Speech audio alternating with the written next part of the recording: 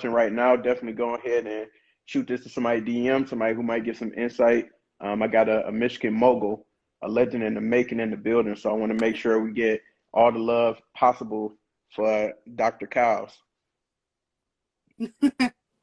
But Hopefully. while we kind of wait on that, catch me up a little bit on kind of what's been happening in life. Yeah. It's been forever since I seen you last, so what's been going on? Yeah. So again, I'm co-founder and CEO of Detroit Dough, as well as founder of Proxy. And so Detroit Dough is an edible cookie dough company. We distribute to entertainment venues like movie theaters, amusement parks, stadiums, things like that. And then I also, like I said, I'm the founder of Proxy, which is a brand that bridges the gap between business resources and Black women entrepreneurs specifically. But all the resources are available to everyone. So yeah, life has been definitely hectic, especially in the new year. Just really figuring out kind of what's Proxy's niche and how do we grow. Again, Detroit Dough is still very well affected by the pandemic. So we're just, trying to hold on and figure out what's going to be next, especially with this new administration.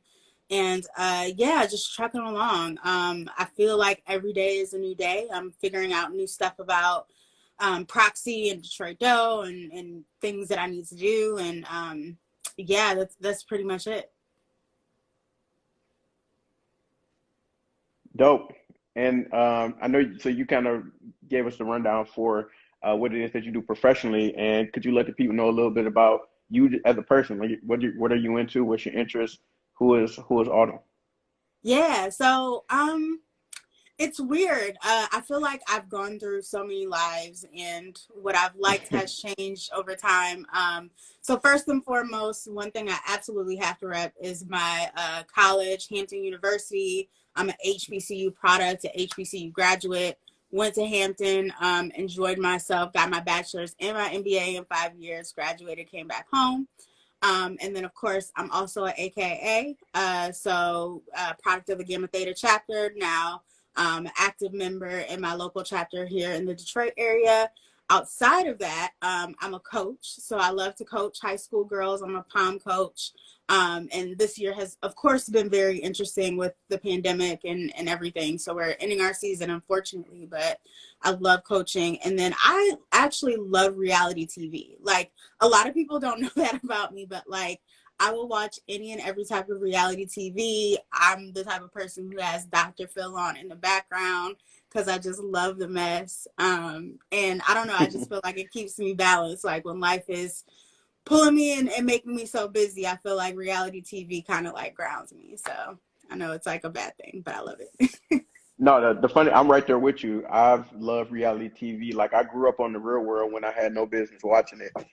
And me Yeah. and Jerry Springer are literally the same age. So like, Jerry Springer came out a few months before I was born, and I don't watch it now, but like, them random days you got like Oh a half yeah. day or Like you home from Maury. school and it's Oh, on I used TV. to I used to hmm play Maury like all the time. So yes, I feel It you. was hilarious. The best episodes was when they used to try to figure out. It was like it'd be somebody who like may or may not had a sex change, and they like, "Are you a man or are you a woman? Can you like?" And then the whole crowd just screaming, "Oh, that's a man, Moriel, it's a woman." I'm like, this is ridiculous, but I love Yeah, reality TV was bad back in the day. Oh my gosh. it.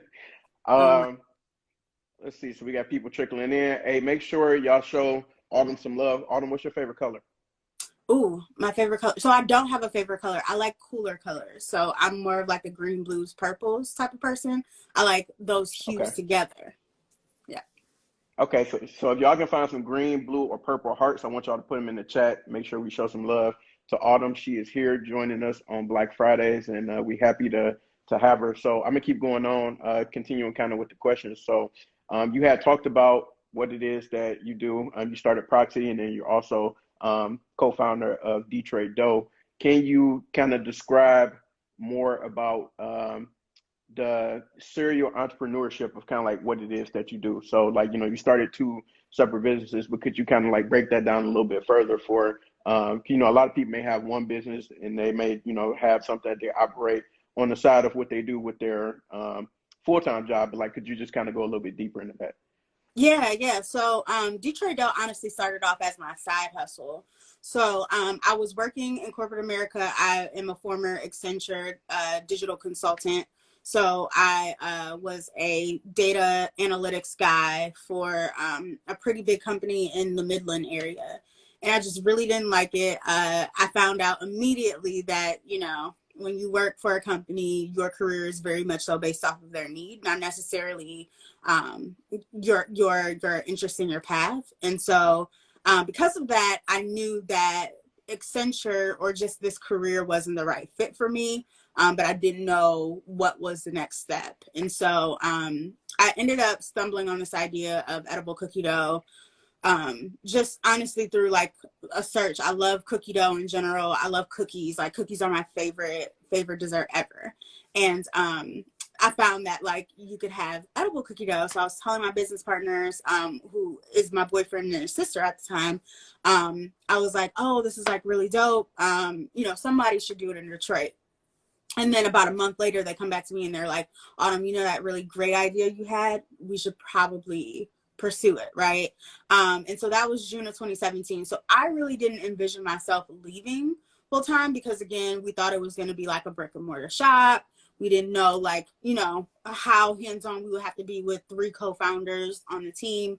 But after about a couple of years, I realized that in order for the business to grow, I had to take a step away from my gig. So ended up leaving my full-time job, and I ended up doing like a leave of absence essentially. So I did a 9-month sabbatical, unpaid, unsecured, didn't know if I had a job at the end, but I was like, you know what, screw it, I'm just try it.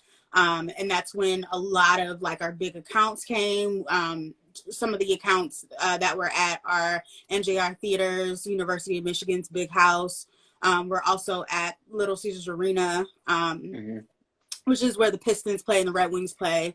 So that's when like a lot of those huge accounts started coming, and it like made all the sense in the world, right?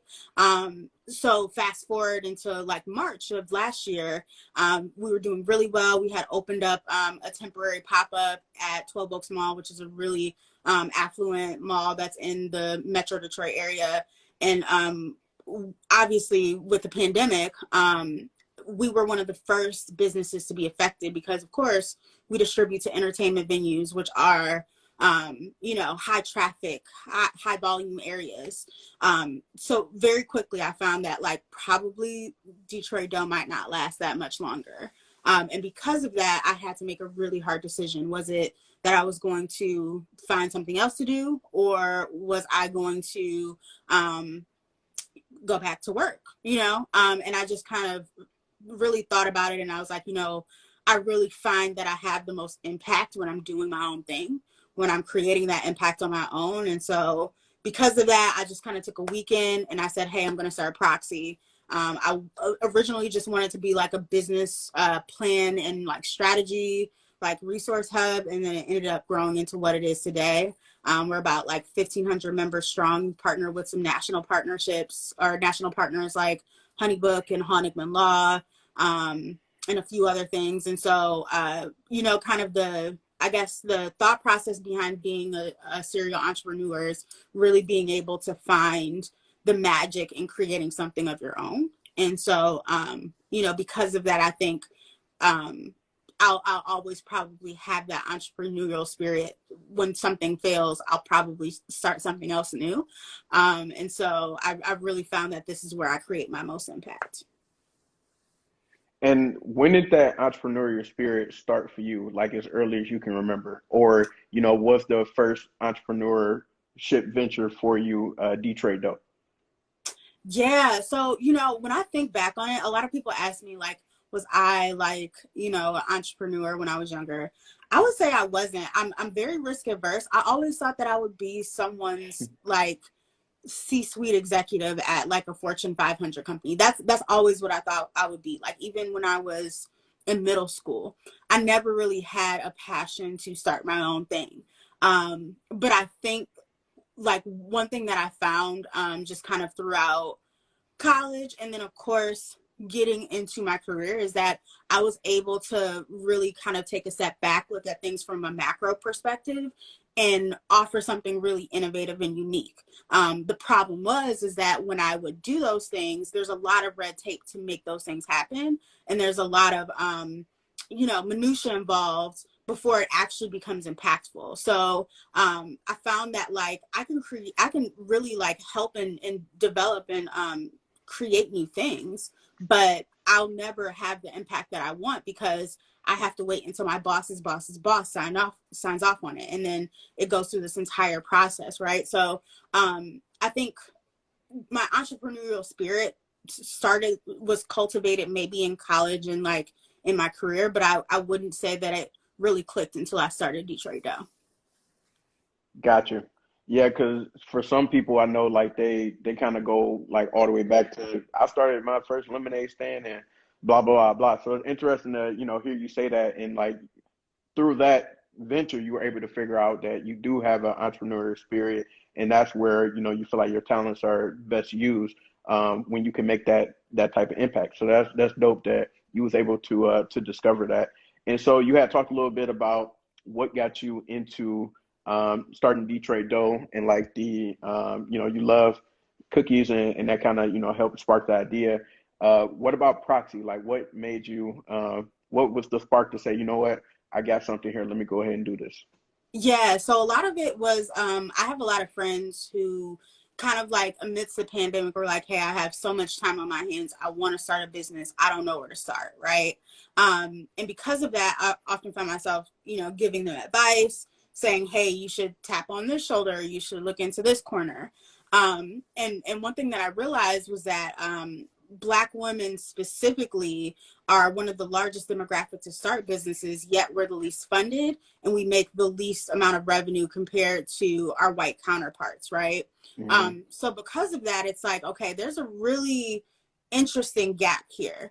We're the number one demographic to start a business. We will start a business tomorrow. We have the entrepreneurial spirit, but no one's helping them along the way to make sure that they're getting the funding, that they're becoming the big businesses, and becoming the groundbreakers that a lot of these other white women-owned businesses or quite frankly, even white-owned businesses are doing, right?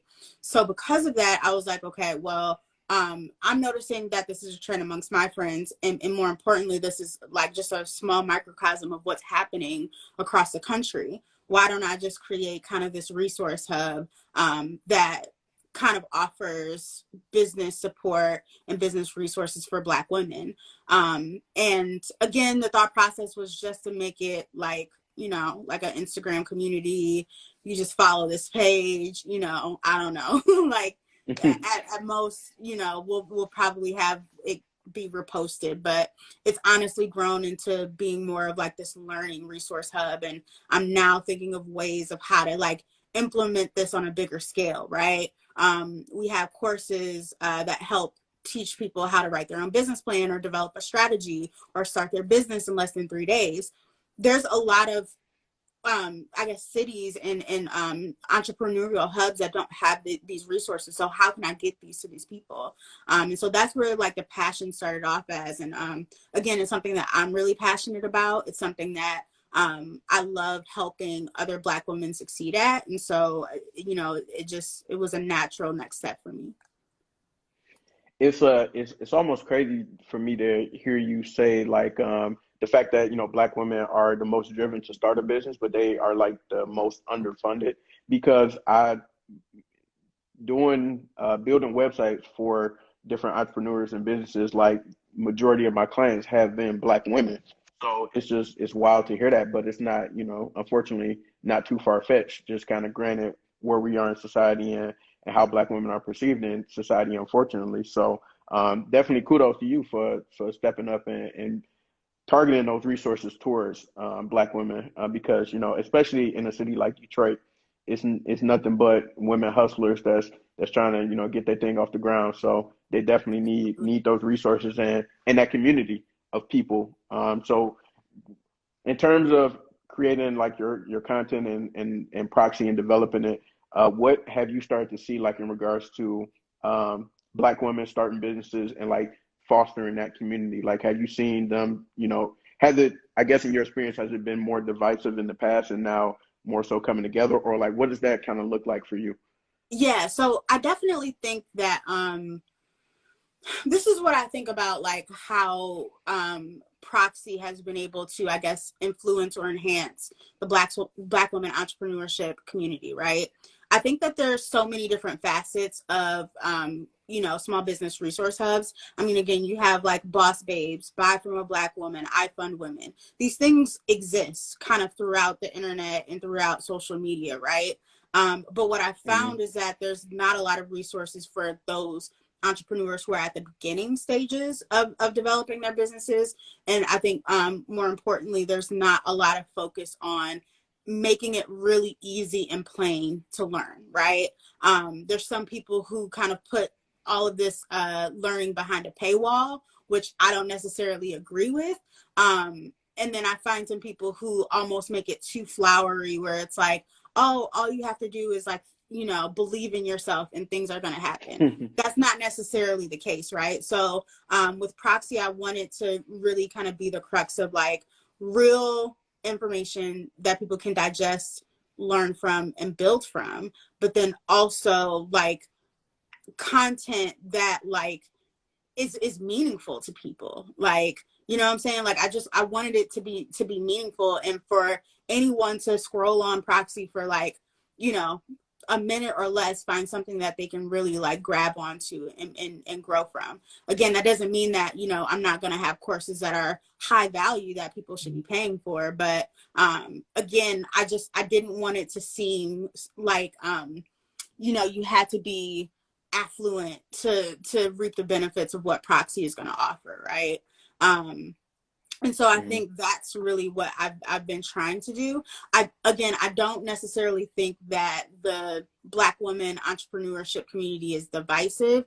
It's just not clear. And it's just not easily accessible to everyone. And it's not focused on those entrepreneurs who are literally at square zero trying to figure out where to go next. So, yeah.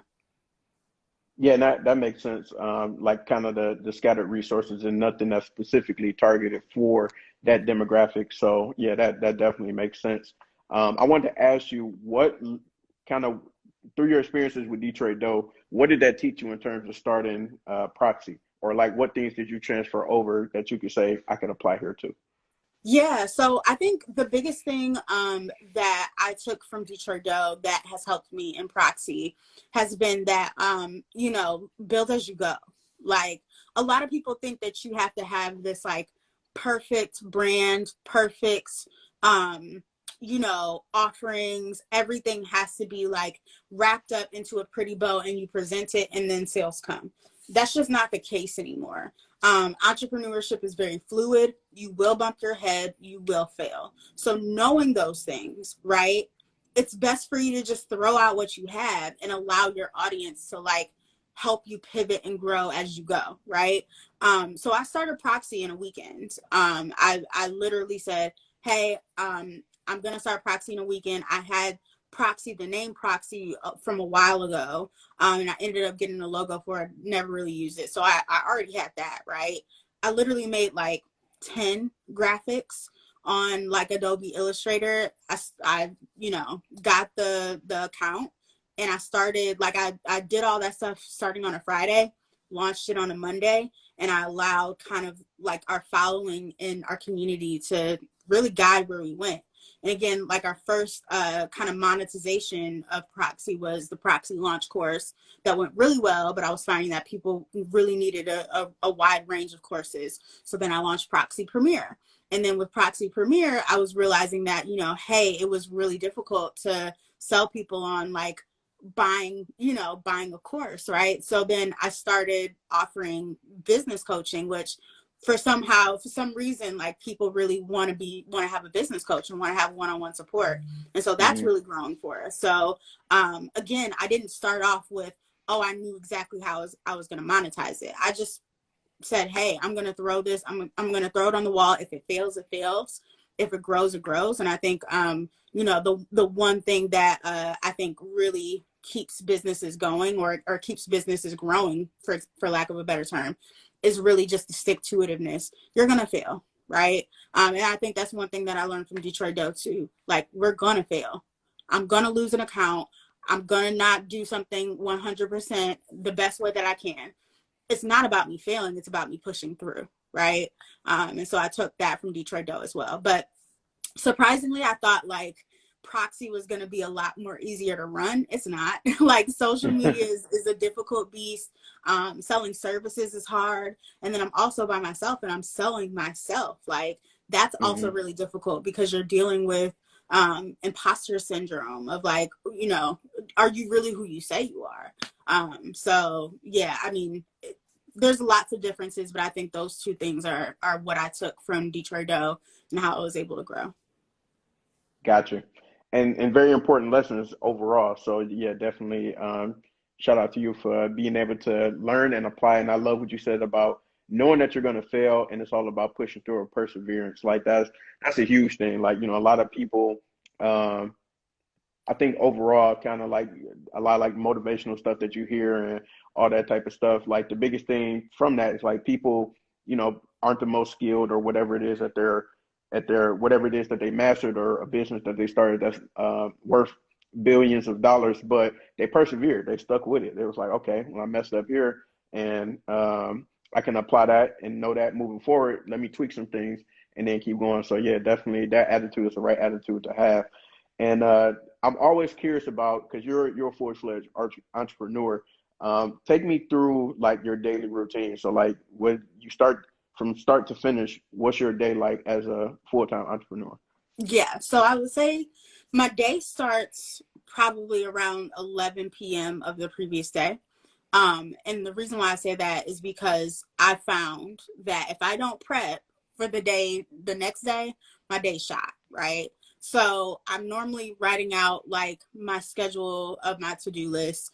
I try to include breaks. I try to include all of like the nitty gritty stuff. If I forget something, I'm writing it in the margin. So I start my day the day prior at 11 p.m. writing that to-do list. So then I wake up at 8. I roll in bed for about 30 minutes. Then I get up. I start to do work. I try to schedule like at least 1 hour for working on the business time instead of working in the business time. And so, you know, that's like a really common thing. If there's some entrepreneurs who are on this live, one thing that people tell you all the time is you want to work on your business instead of in the business, meaning that you don't want to work. You want to work on like moving the business forward and the strategy of it versus like the day-to-day stuff, right?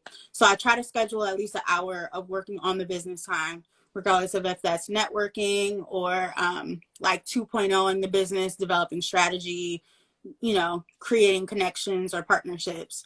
After that, I make breakfast at like 9:30. So oatmeal, whatever.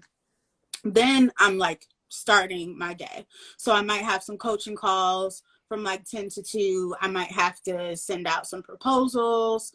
I might be on social media a little bit, scheduling out posts. Then from like 2 to 3 or maybe 1 to 2, I might go to the gym. Then I come home, I eat, get back to work. I might take a break around like 4 to 5. Then I'm back on it. I'm working some more, trying to just prep for the next week. Or again, I might have some more coaching calls or I might have a partnership meeting, whatever the case may be. And then probably around 8 or 9, I'm eating dinner. And then I'm right back on my computer and I'm working from 9 to 11. So I am working like a crap ton. I'm not going to lie. I probably work like 10 to 12 hours a day. But Hmm. I've just found that like, it just requires that, right? Like if I want to make $5,000 a month, $7,000, eventually 10,000, right?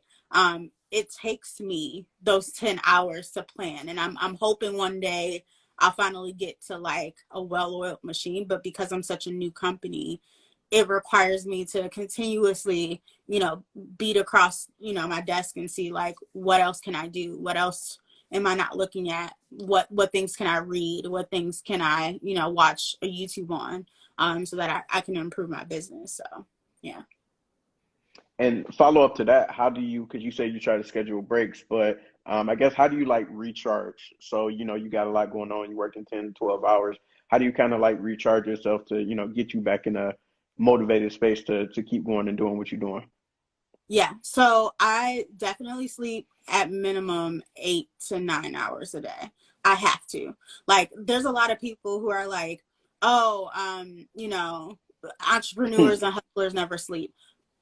That's Mm-hmm. impossible. Like I cannot function without my 8 hours. So I prioritize that. And I think that really helps me. Right. Number Mm-hmm. two, I lean into the fact that I cannot work 12 hours fluidly, like for the entire time. So to me, that means I have to take little social media breaks, or I have to, get up and walk downstairs and look around for like 20 minutes and come back up. So I have to schedule in those mini breaks. So even like that, work time from like 10 to 2, I might take a couple of 20-minute breaks just to kind of get my mind right.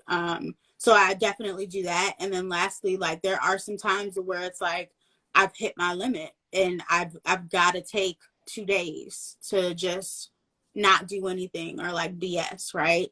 And I used to feel really guilty about it because it's like, okay, a day I'm not working is a day I'm not producing, or a day that I'm not making money, which is not necessarily the case, right?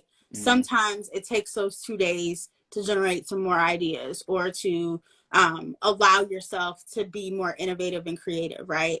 And you might make up the 2 days of lost revenue with way much more revenue because you took the break, right? So just allowing myself to ebb and flow. I'm not really like one of those people who's like, I have to schedule self-care. I've never been that way. I found that it makes more sense to just push till I can't anymore, take the break, do whatever I got to do, and then go back for the sprint. And again, that's just the way that it works for me. I'm just a little bit more of an unorganized person. So allowing myself to like push myself to my limits and then give my body the break that it needs, it works the best for me. For sure, and I can identify with that. I think I operate similar, where it's like I can't just say like I need to take these days specifically off, but doing as much as you can until you hit that wall and just like, okay, let's take a step back, let's reevaluate, and then that gets you in the mindset to continue forward and keep doing what you're doing. So also, you have talked a lot about, so you developed the business on creating resources to help people start their businesses. What resources would you say that you utilize to start either of your businesses, or have been a huge help for you? Yeah. Oh, this is a really great question because there's so many.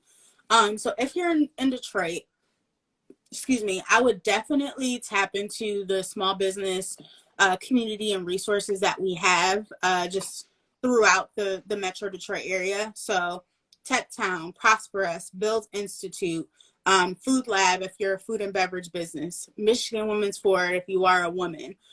Some of those organizations have either accelerators or incubators or even pitch competitions that, of course, help you to get money to grow.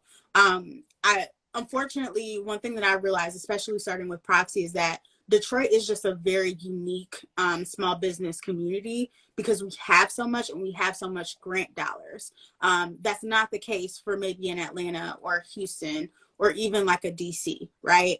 Mm-hmm. But I suggest that anyone who is a small business, you find whatever communities that exist out there because the opportunities are really, really endless for you. Let's say you go through an accelerator.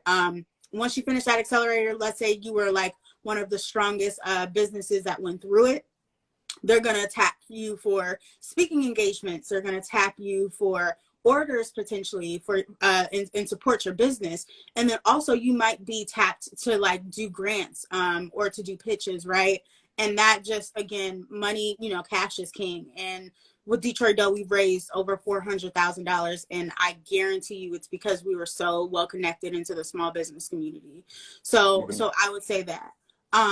Number two, I would definitely take some time to do some learning on your own. If you are a small business owner, you definitely have to have a business plan. You might not like share it with a whole bunch of people, but having that business plan is like definitely key. So write your business plan yourself. Proxy has a business plan course called Proxy Launch. Absolutely worth the money. Everyone who's taking it has either got a grant or raised additional funds, or at least made more money because they had a better understanding of their business. So do that. Invest in a accounting or a bookkeeping course, just something to like help you to understand numbers because it matters, right? Luckily I have an MBA, so like I knew enough to be dangerous, but if you don't, you need to know. And like just make sure that you are doing like just at least the bare minimum to understand what's going on before you pass it off to someone else. So I would say those two things. Again, but if it's anything that I could stress, definitely tap into your small business network. That's dope. That's dope. And you had mentioned that you got your MBA, you know, enough to be dangerous. So, you know, shout out to MBA gang if you got that, Yes. if you hood and hooded. But what was I gonna say? I forgot. I lost my train of thought. It's gone. Mm-hmm. But that's all right. So what I'm gonna do is now it's time for some fun. What I like to do on Black Fridays is I have a segment called Freestyle Friday. So it's a series of questions that I have. They open Oh, ended. I thought you were gonna ask me to freestyle. I was like, oh, I Oh might no, have to get up. let's hear that too.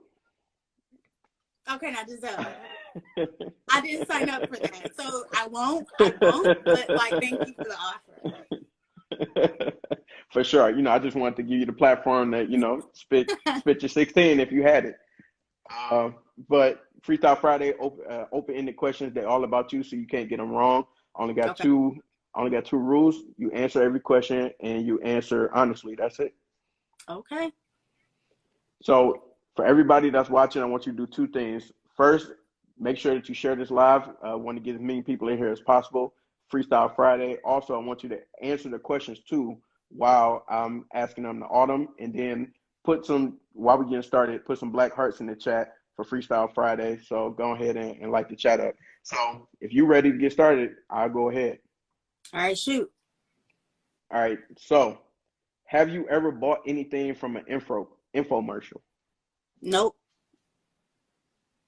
Never. Nothing. Nope. You never seen any of them crazy things and was like, I gotta have it. Nope. Never. Nope. Okay. And when I was a kid, I wanted to get like one of those like little, you know, they have like the little like toys. I've always wanted those, but I never got them. My mom was cheap, Okay. so yeah. Okay. Fair enough. Fair enough. What's the best party you ever went to?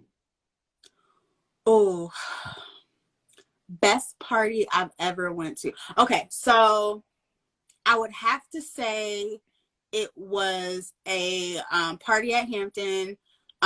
It's called 100 Days. If I have any Hamptonians who are here, you all know what 100 days are. So 100 days is when you have 100 days until graduation. So it's really a celebration for the seniors, right? But Okay. like everybody goes. So when I tell you, like, imagine a student center, like I don't even know, like, just to explain it to you, but imagine like a student center that's filled to the brim, 3 stories high of people. It reeks of liquor. Everybody's like drunk. Wow, it's crazy. Again, you will never have an atmosphere like 100 Days. So I would say that one my freshman year at Hampton. Okay. I know a few Hamptonians, and I've heard the legend of 100 Days. So definitely know what you're talking about. Oh yeah, I And think they got rid of it for a while, but 100 days goes hard. for sure. And Hampton is the real HU or the other HU? It's the real HU. It's the real HU. Honestly, so like again, I'll give it to Howard. You know, you guys came before us, but like when it comes to like old money, like Hamptonians got it. Like we really like the CEOs. Like they got a couple of flashy alumni. I'm not gonna lie, but like Hampton is where it's at. So yes, for the real. Okay. All right, y'all breeding success over there. I love it. Absolutely. So if you could trade places with anybody for 24 hours, who would it be? Issa Rae. I love her. Like I feel like she's Dope. like a lot of fun. Like, and I feel like she's really smart and she did it in like her own way. And I would just love to see like how her life is for like one day. That would be dope. Great answer. Love Issa Rae. What's the most random job you ever had? So I worked as a cashier at Ollie's Bargain Outlet. And I love that job. Like, that was my best retail job. It was dusty, don't get me wrong, but I had so much fun at Ollie's. I miss it. What was it about Ollie's that was lit? Number one, like, I love a good sale. Like, again, my mom is cheap. So, like, me and my Okay. mom love a Okay. good sale. So, it was just cool being around all the sales, number one. Number two, I love Ollie's. Like, you could always find something at Ollie's. And then three, it was just like, it just reminds me of a good time. I think I was a junior when I got that job. And I got it because I went on spring break and I spent all my money in Miami. And I was like, okay, like, sis, you got to get a job so you can survive. And I remember I was working 5 days a week and I love that job. Like, I don't know. It was dusty. It was like in like the middle of Virginia. So it's like, all the dusties that live in Virginia, the locals, but I had a ball. Yeah. I love that job.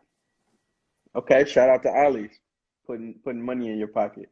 Right. Uh, Now I'm just gonna give you a disclaimer. I will judge you on this question. Uh, Do you believe in aliens?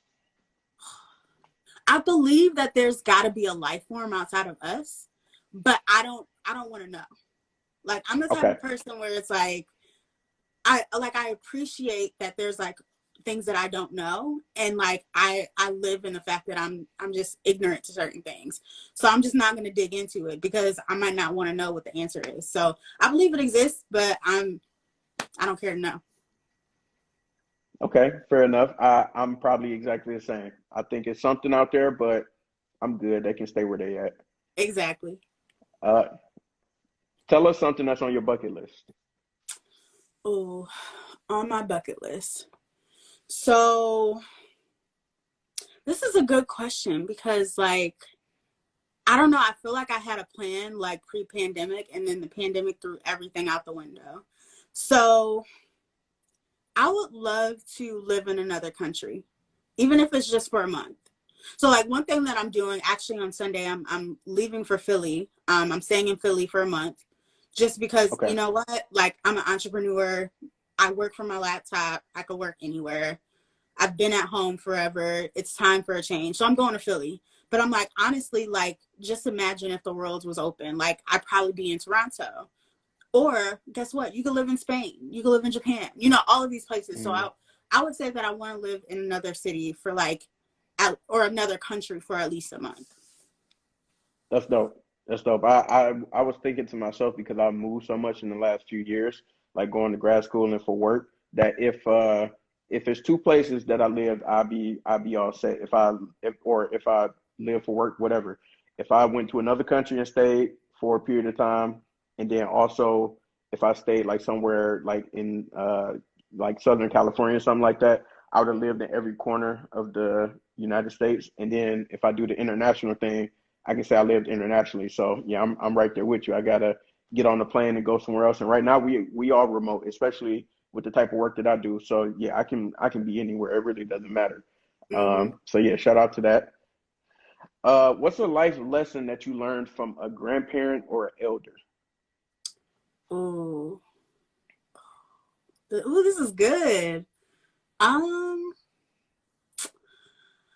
I think one life lesson is everything is not as it seems. You know what I'm saying? Like, um I feel like we are easy to judge when we're younger and we say, like, I wouldn't do that. Like, I wouldn't live that way. Um, Yeah. but one thing that I realize is that, like, my grandparents, specifically my grandma lives with me right now. She's in her late 80s and she's still getting around. She's, still coherent, but she's up there, right? But just realizing all the sacrifices that she had to make. So, her daughter and now me can live the way that we do. It's like, I can't judge her for the life that she lived. You know what I'm saying? So it's like, everything is not as it seems. A lot of us make sacrifices, and because of that, that's why we end up where we are. And so we just can't judge people for their situation and their circumstance because you have no clue what they had to sacrifice for. That's really dope. That's actually beautiful that you learned that from grandma. So shout out to grandma for sure. And Right. yeah, I can't. I can't tell you some of the stuff my grandma taught me. I think my sister's still watching, so she already know. Grandma was off the chain. But if it's anything that she taught me, is it's a simple saying, but it means a lot. Don't be a sucker out here in these streets. You know, don't let nobody play you. Don't let nobody take advantage of you. None of that. Right. I know that's right. Shout out to grandma. Yeah, shout out to grandma for sure. What's your dream car? You know, I imagine you already driving your dream car, but what's your dream car? I actually got a Honda, so okay, let me break it down for you. So number one, I don't know if people know, but Denzell and I used to work together at IHS. Like now, I guess 7 years ago. I was an intern. Were you working at that point? Were you full time? I was a year in, yeah. Okay, cool. So at that time, I had a '04 Chevy Malibu. I did not get rid of that car until Monday. Really? So yes. So I just got a Honda. So I'm like moving up in the world. It's a 2020 Honda Civic Touring, fully loaded. You know what I'm saying? Like push to start. I was like, oh, you know what I'm saying? Like I was like, okay, so like I'm low key my dream car right now. But if I could get like a dream car, it would probably be a Tesla. Okay. Shout out to the Tesla, and then also the come up, the glow up. We love to see it. I did not know. I would not have imagined for you to still be driving around in that, but it makes sense. Right. Yes, I was very well. Number one, it broke down on me last year, so I was driving my mom's car for a minute. But I would have drove that car until literally the wheels fell off. Like I love that car, but I was also really frugal, and like I just knew like it was about time. Like I was like, okay, I got to get out my mama car. Like it's time for me to just go for it. I got me a nice little, Honda. Okay, like talk I'm about just it. like, wow, I have all the bells and whistles. Like I'm like, I don't know what to do with myself. You about to start acting unusual. Right. Especially That's outside. You enjoy a good Coney Island dinner, don't you? Yes. All right, so tell me, you pull up to the Coney. What's your Coney order? Ooh, the chicken pita wrap, chicken pita ranch with the cheese and some fries, and probably another Coney. But that's on like the fat days. That's on the fat days. If not, like I might get a chef salad with an extra pita and ranch, but the chicken pita wrap that goes. Okay, both of those will do. Both of those will do. So we appreciate it. I ain't give you the disclaimer, but I was gonna judge you off of that answer as well. But you did good. Okay, I'm glad I passed the test. So what type of music do you normally listen to? Like, just give me what's your normal vibes? I'm definitely all R&B. So the K-Tronada, Saba, No Name. I guess they're like all hip hop too. But yeah, I'm definitely like more of like the house meets R&B. Okay. So give me your favorite song that's like off brand for you. So none of that, if none of those genres you normally listen to, like what's a song that you like, I guess maybe like a guilty pleasure song that you love. Oh, and like recently? It could be recent, it could be of all time. Oh, oh. You know what album I listened to like literally earlier this week that I was like, this is an incredible album. You remember Panic at the Disco? Who is Panic that? at the Disco. So they were like a really like, they were like rock pop, whatever.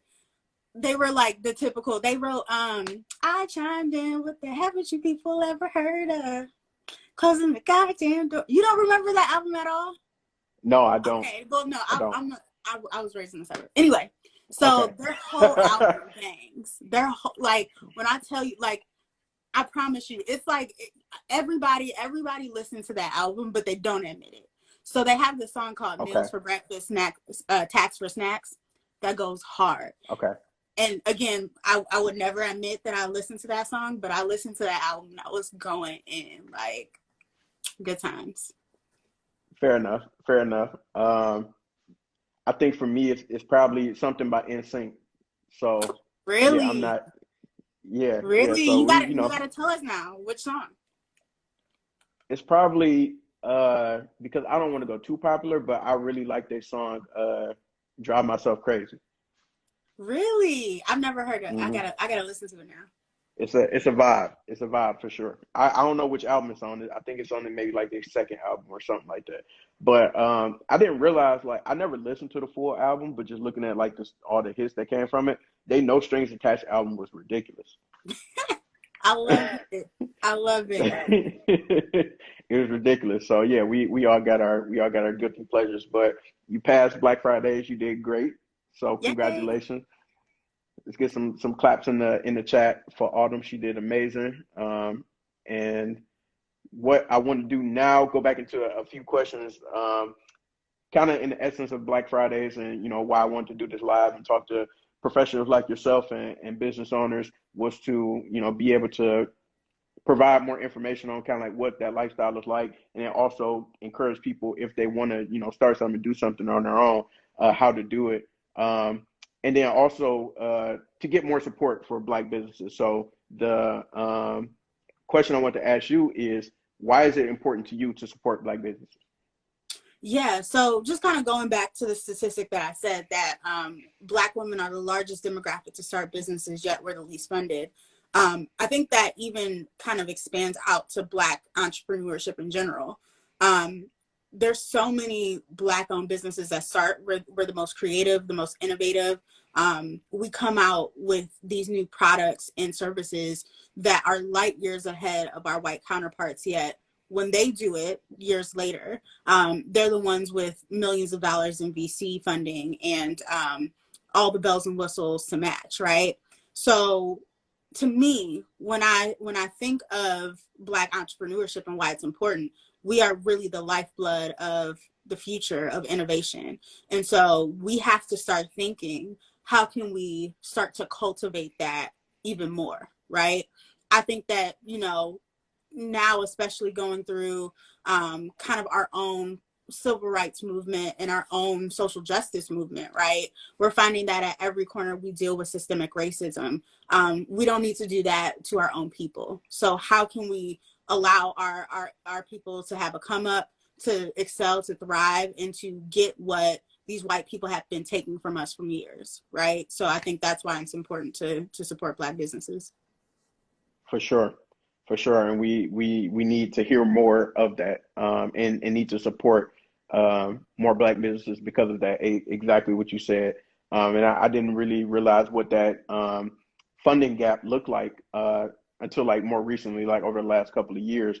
And that, we are underfunded, and even, regardless of how many grant programs and stuff like that, just, you think about the people who have the money to do so. What do they look like, who own businesses? And then the people that are trying to start businesses that look more like us. And of course, who are you going to give money to? People that more so look like you. And that's just kind of human nature. But definitely need to move more towards, how can we get that same energy for our people, for sure. Yeah, absolutely. Do you have any advice for anyone who is trying to start their own business? Yeah, I guess it's two things. Number one, understand that you are where the buck stops, right? So if you want to make $100,000, $1,000,000, it all depends on you. So knowing that, it's better for you to take the time to invest in your own knowledge and your own skill set to be able to do those things for yourself before you outsource.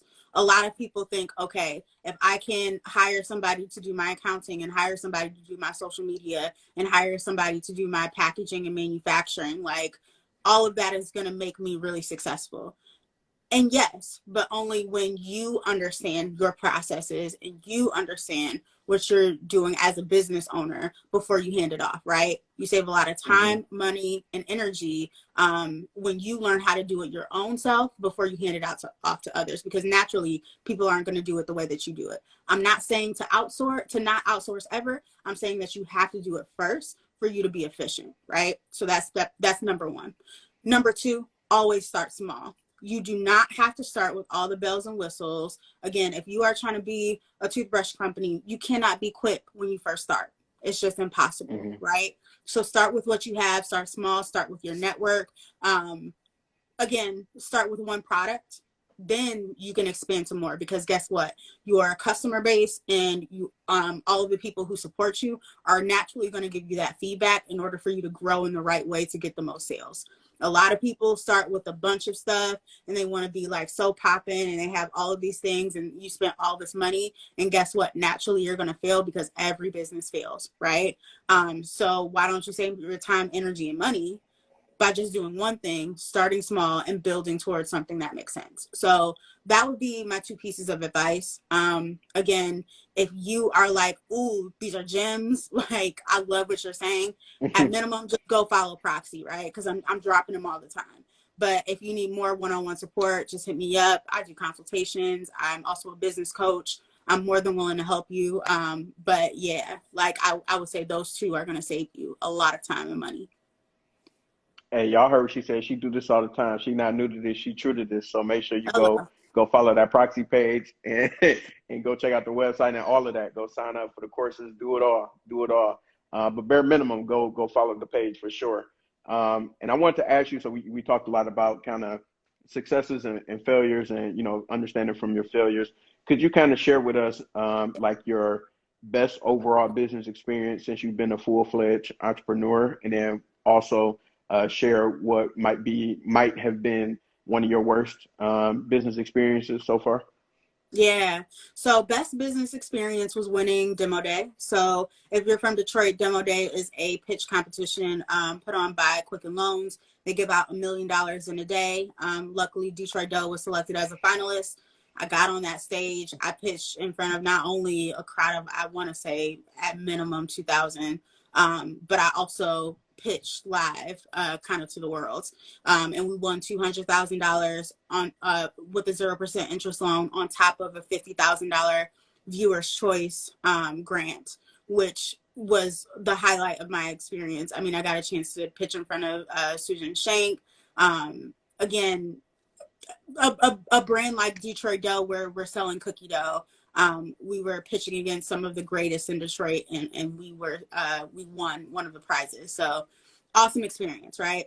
On the other hand, one of my biggest failures is I lost a $500,000 a year contract with Imagine Theater. So if you're in the Detroit area, Imagine Theaters is a luxury movie theater of Michigan. We got the account off of a Twitter DM, literally DM'd the CEO and was like, hey, we got a product, try us. We barely had cups. We barely knew what we were doing. We were winging it for sure. And somehow we got the account. We were blowing projections out of the water. We were the #1 selling snack next to popcorn. And they asked us to expand and we couldn't do it. We were just too small. We didn't have the connections, didn't have the resources to grow. And it was a $500,000 a year contract that we lost. It was a hard lesson. But again, if it wasn't for us losing that, we wouldn't have gotten MJR Theaters, which is another Michigan movie theater. We wouldn't have gotten into Little Caesars Arena. And we just wouldn't have had the acumen to be able to grow effectively. So it's a loss. It still hurts to this day, because if we even, throughout the pandemic, had we had Imagine, I'm sure we would have been much bigger than what we are today. But you just learn and grow. And again, like, take it from me, if I could lose $500,000 a year and still be standing, you can lose a couple of accounts and still be standing too. So. Big facts, and thank you for sharing that for sure. Yeah, it's not. I always ask that question to my guests because I just want people to understand. It's not always, glamorized as what the media might tell you or what you might be seeing on social media. And if you're really in it, you're going. It's like a fight almost. If you really in the fight, you might dish out some, but you're gonna take some too. If you Absolutely. really in it. So definitely wanted to shine that light on that side of entrepreneurship as well. And another question for you: do you have a favorite Black-owned business or businesses that that's Black-owned that you enjoy their products, services, whatever it might be? Yeah. So right now, I just ordered a bag from House of Sai. And I don't follow her, but I've been seeing her bags like popping up all the time. She has these cute little, like luxury bags. I just bought them. They're so cute. And it's just like, she has just like such a quality product. So I'm absolutely loving that. Of course, I love Good Cakes and Bakes. Shout out to my girl, April. She's actually not only my soror, but a Demo Day alum with me. Has helped Detroit Dough just throughout it all. Just being like a really awesome partner for us. So shout out to Good Cakes and Bakes. And then outside of that, another business that I'm really loving from afar, probably Detroit Flower Co. I mean, everybody's loving her right now. I'm really proud of her. So I actually contracted her out for my birthday party. I did like a garden party at my house. So I got a whole bunch of flowers. And she just showed me love, but I think more than anything, it just is her hustle. Like her hustle is real, and she's been hustling. And when I say like you gotta work for what you want to work for, she's been working for it. And so she's just a really good, testimony to how much it takes for you to finally blow up. So I'm really loving her as well.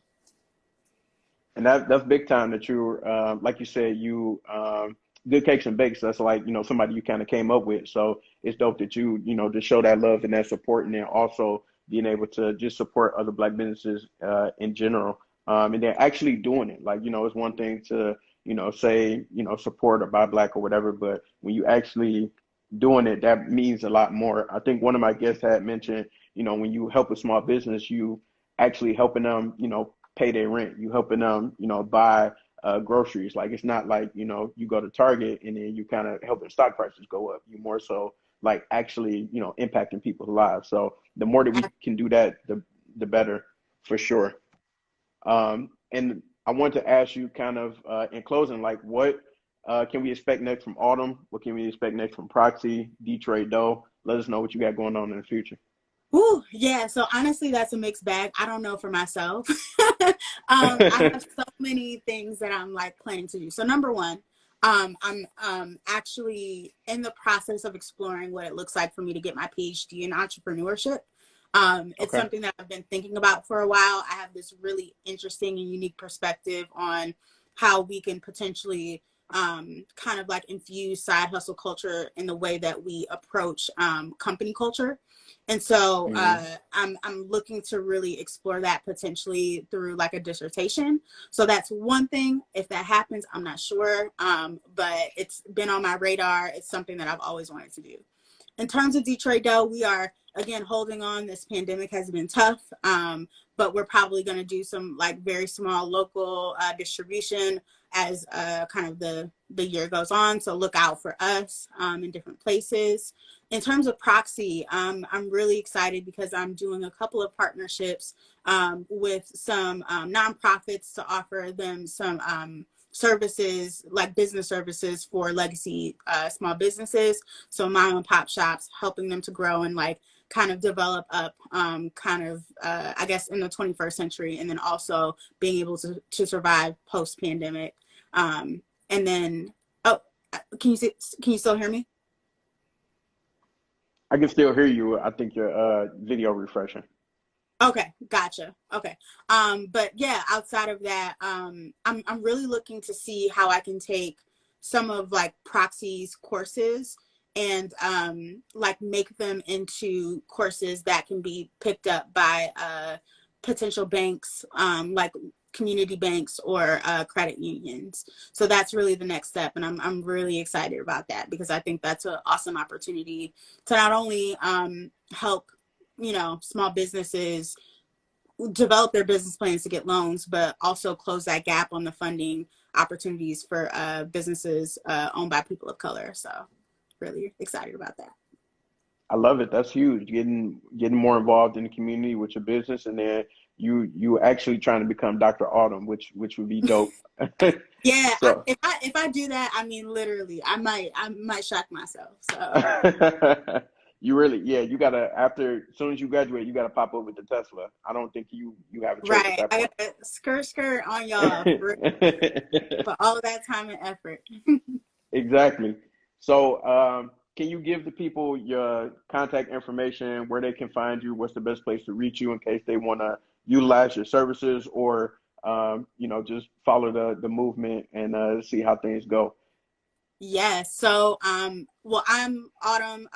My personal account is Fall Night Lights. obviously in the description. Feel free to follow me. I follow back. Even if it's just, you know, to kind of see behind the scenes of what I'm doing. Definitely follow me. If you are interested in learning more about You still Detroit there? Dough. There you go. Okay. All right. So Yeah. you Sorry got, about that. My bars are here and I took off my Wi-Fi, but sometimes it doesn't work in my room. But yes. So I was saying follow me at Fall Night Lights. That's my personal account. If you're looking to kind of stay up with what Detroit Dough is doing, follow us at Eat Detroit Dough. And then if you're interested in learning more about Proxy, that's where business coaching is in our courses. And of course, just like more small business resources, please head over to Proxy Detroit and follow us there. And then you could DM me or email or even just check out the website for more information. you heard it here first. So definitely Autumn has a bunch of great initiatives coming up on the horizon. So make sure that you go and support, go follow our personal page, follow the business pages as well. Especially if you're looking to do your own thing in entrepreneurship or business in general, make sure you go follow Proxy. A lot of great content. And, you know, I follow Proxy, the Proxy page, and love the content that you put out. So it's definitely helpful and it's definitely worth it. And then, you know, tap into those courses if you're ready to take that next step and you're ready to actually see some traction with your business. Make sure that you go tap into those courses. We got the handles in the chat right there, so make sure you tap into those pages. And yeah, this was dope. Autumn, appreciate you. It's always good to catch up with you and see what you got going on. I watch from afar and see all the business moves, and you know it's inspiring for sure. So you know, thank you for doing what you're doing and keep going. You know, like we talked about that perseverance, you got it. So you know, keep making it happen. Yeah, thank you so much. And as a pleasure, it's always fun talking to you. Absolutely. So I'm gonna catch up with you soon, and then everybody else, appreciate y'all tapping into Black Fridays, and we coming back next Friday with another one. So I'll see y'all then. All right, take care. All right, you too.